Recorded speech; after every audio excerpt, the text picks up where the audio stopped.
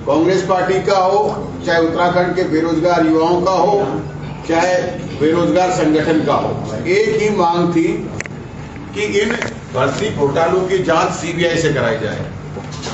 लेकिन सरकार सीबीआई से जांच कराने को तैयार नहीं हुई।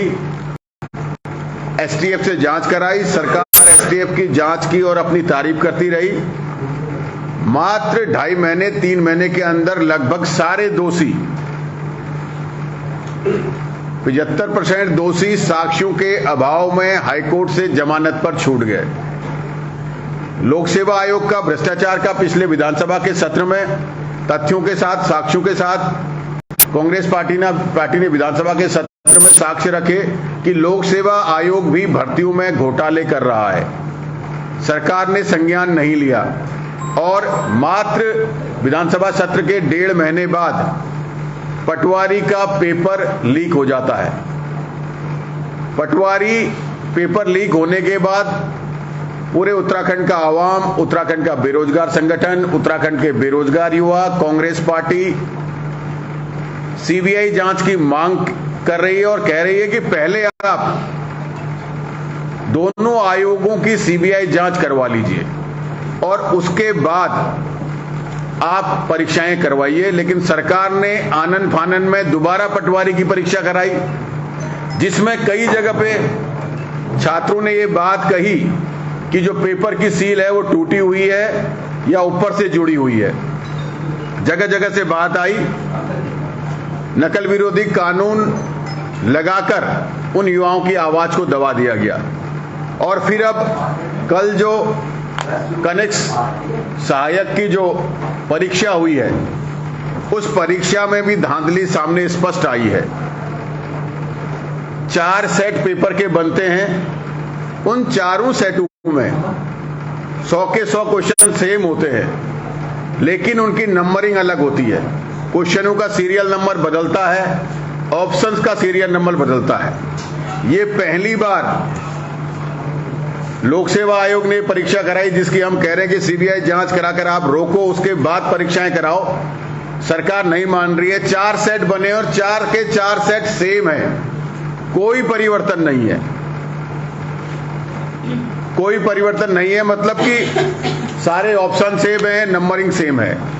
यानी नकल को सीधे सीधे आमंत्रित किया गया है। ए बी सी डी चारों सेटों पर ये है, ये रेप्लिका है एक दूसरे के पूरे सेम है। मतलब कि एक ही सेट को 4 हिस्सों में बांट दिया गया है। ये पहला पन्ना खोलो सब लोग प्लीज, थोड़ा दिखा, सब सेम है। फोकस करके दिखाइए प्लीज इसको, सबसे रिक्वेस्ट है। अब आप समझिए कि इसमें अगर एक पर्ची ये दे दी जाए कि पहले का आंसर सी, दूसरे का डी, तीसरे का बी, तो एक पर्ची कहीं भी चली जाएगी तो सिर्फ ABCD याद करके जाना है और पूरे पेपर को में आप नकल करवा सकते हैं। तो ये नकल करवाने के उत्तराखंड के आयोग नए नए तरीके इजाद कर रहे हैं। इसके अलावा कल भी ये शिकायत आई है कि बहुत सारे परीक्षा केंद्रों पर सील टूटी हुई मिली है, कई जगह सील ऊपर से चिपकाई हुई मिली है और कई जगह पर पेपर पुस्तिका का अनुक्रमांक और OMR सीट का अनुक्रमांक दोनों अलग अलग है। तो आप समझिए कि सरकार उत्तराखंड के युवाओं की परीक्षा को लेकर कितनी गंभीर है। अभी PCS मेंस का जो पेपर हो रहा है, उसके लिए सभी अभ्यर्थी ये कह रहे हैं, जिनको आपने दोषी माना है, चाहे वो संदीप चतुर्वेदी हो, चाहे एग्जाम कंट्रोलर है, उनके पास 2 जुलाई से मेन का पेपर रखा हुआ है, तो जाहिर सी बात है कि वो पेपर भी लीक हुआ होगा। लेकिन सरकार अपनी हठधर्मिता कहिए या संलिप्तता कहिए, या तो सरकार अपने घमंड में इतना चूर हो गई है कि वो उत्तराखंड के युवाओं के भविष्य को सुरक्षित नहीं करना चाह रही है, या सरकार इस भ्रष्टाचार में पूरी तरीके से संलिप्त हो गई है, जो जल्दीबाजी पेपर कराने की और सीबीआई की जांच न कराने की जिद सरकार ने पकड़ रखी है। अलग अलग प्रदेशों में जहां जहां भ्रष्टाचार हो रहा है, उन प्रदेशों में वहां की सरकारें सीबीआई जांच कराने के लिए भेज रही हैं, लेकिन सिर्फ उत्तराखंड की एक ऐसी सरकार है, पता नहीं कौन सी ऐसी ताकत के आगे वो झुक रही है कि जिसे बचाने के लिए वो सीबीआई की जांच नहीं करा रही है, जबकि पूरे प्रदेश का युवा, पूरे प्रदेश की आवाम, सारे विपक्षी दल ये चाहते हैं कि उत्तराखंड के युवाओं को के भविष्य को सुरक्षित रखने के लिए, पारदर्शिता से आगे की परीक्षाएं हों, इसके लिए पीछे जो दोषी हैं उनको सजा देने के लिए सीबीआई की जांच कराई जाए। भले ही वो जांच हाईकोर्ट के सिटिंग जज के नेतृत्व में हो, लेकिन जांच कराई जाए। ये पेपर हमारे पास हैं, आप जिनको चाहिए हम दे सकते हैं। और इसमें एक चीज और ऐड करें कि ऐसा अगर आप कोई स्कॉलरशिप का एग्जाम भी होता है, कोई छोटी सी स्कॉलरशिप का एग्जाम किसी शहर लेवल पर भी होता है और उसमें भी अगर सेट बनते हैं तो उसका भी सीरियल नंबर और उसमें भी बदलाव किया जाता है। लेकिन ये आयोग द्वारा परीक्षा कराई जाकर के ऐसा जो ये लापरवाही तो नहीं है। मैं तो आदरणीय भुवन कापड़ी जी को बात को आगे बढ़ाऊंगा, संलिप्तता है सरकार की जिससे ऐसा कर रहे हैं। और दूसरा कि ऐसा उदाहरण हमारे उत्तराखंड का नाम हम उम्मीद करते थे कि विश्व में, देश में रोशन होगा अन्य सकारात्मक कारणों की वजह से, लेकिन सकारात्मक कारणों की वजह से तो हम लोग अपना नाम रोशन नहीं कर पा रहे हैं। लेकिन जो ये उदाहरण जो कल सामने आया है, ऐसा उदाहरण उत्तराखंड छोड़िए देश में भी दूसरा ढूंढने को नहीं मिलता। जो हमारी दुनिया के बैकवर्ड नेशंस हैं, वहां के अगर एग्जाम पैटर्न को आप स्टडी करेंगे तो वहां पर भी ऐसा उदाहरण दूसरा आपको देखने को नहीं मिलता। तो सरकार ने ऐसा काम करके उत्तराखंड की नकारात्मक छवि बनाने का काम किया है पूरे देश और पूरी दुनिया के आगे। ऐसा कोई एग्जाम्पल ही नहीं है दूसरा, अगर हम तो प्रयास कर रहे हैं ढूंढने का। आजकल सर पॉजिटिव में पढ़ता है, नेगेटिव पढ़ते हैं, इसीलिए सरकार नेगेटिव ज्यादा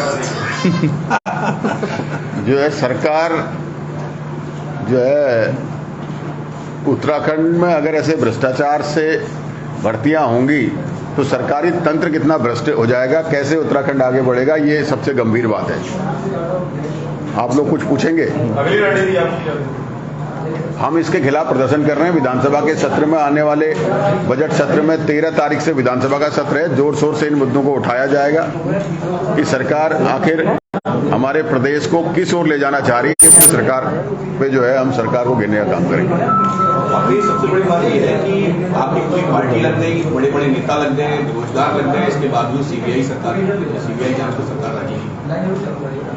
क्या मतलब विपक्ष अच्छी तरीके से अपनी बात रख नहीं पाया, या विरोध प्रदर्शन उस तरीके का नहीं हुआ कि सरकार को जो है लगता कि इसकी सीबीआई जांच कराई जानी चाहिए? देखिए, विरोध प्रदर्शन सदन से लेकर सड़क तक जोरदार तरीके से हुआ। सिर्फ विपक्ष ने ही इसमें प्रदर्शन नहीं किया, बेरोजगार संगठन ने भी किया, बेरोजगार युवाओं ने भी किया, गार्जियनों ने भी किया, और सर्वदलीय बैठक में भी इसका विरोध हुआ। लेकिन एक बड़ा प्रश्न यह है कि पूरी सरकार किसे बचाने के लिए पूरे उत्तराखंड की अनदेखी कर रही है।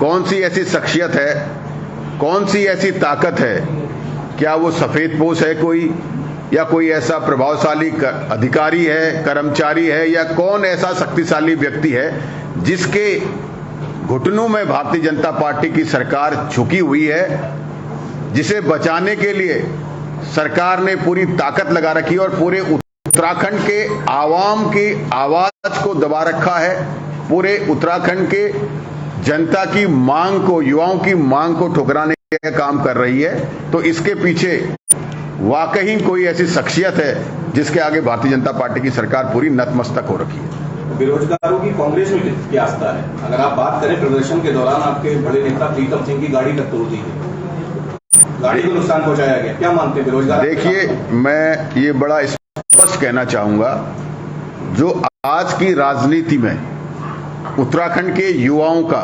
विश्वास कम हुआ है, क्योंकि वो जिस मांग को पिछले 6 साल से उठा रहे हैं वो पूरी नहीं हो पा रही है, और साक्ष्य भी खुद जमा कर दे रहे हैं, और वो साक्ष्य सरकार के सामने रखने के बाद भी सरकार जो है कहीं गंभीरता से इसमें निर्णय नहीं ले रही है, जबकि इसमें एक नजीर